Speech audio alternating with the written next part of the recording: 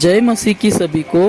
किसी ने मुझे एक सवाल पूछा है, पहले कुरिन्थियों 12:3।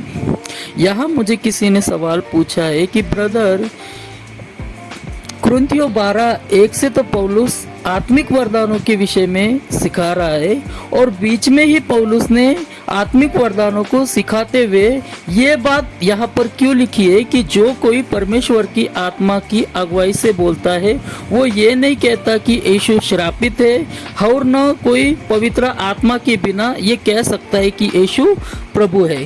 तो ये लिखा क्यों जब वो आत्मिक वरदानों को समझा रहा था? तो ये उसने मुझे सवाल पूछा। तो इसके लिए हमको पत्री का पूरा परिचय पता होना चाहिए कि यहाँ पर गड़बड़ी क्या चालू थी।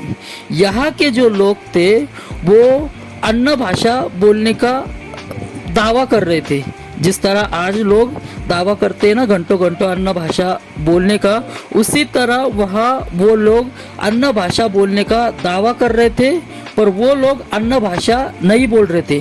और वो लोग जो है यीशु मसीह को श्रापित समझते थे और फिर भी वो अन्य भाषा बोलने का दावा करते थे। तो इस बात को समझाने के लिए पौलुस कि तुम लोग जो है वो अन्य भाषा बोलते हो और यीशु को श्रापित कहते हो, इसका मतलब क्या है, यह समझाने के लिए पौलुस यहाँ लिख रहा है कि जो कोई परमेश्वर की आत्मा से बोलता है वो ये नहीं कहता कि यीशु श्रापित है।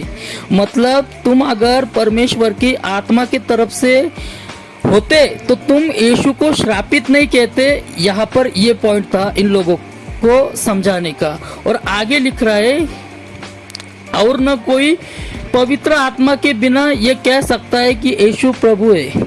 तो तुम्हारे अंदर पवित्र आत्मा नहीं है, इसीलिए तुम यीशु को जो है वो प्रभु नहीं कहते। ये यहाँ पर पॉइंट है। तो आप समझ गए होंगे इस वचन से कि इस वचन का मतलब क्या है यहाँ बोलने का। तो इस वीडियो को लाइक करें, सब्सक्राइब करें। जय मसीह की, प्रेज द लॉर्ड।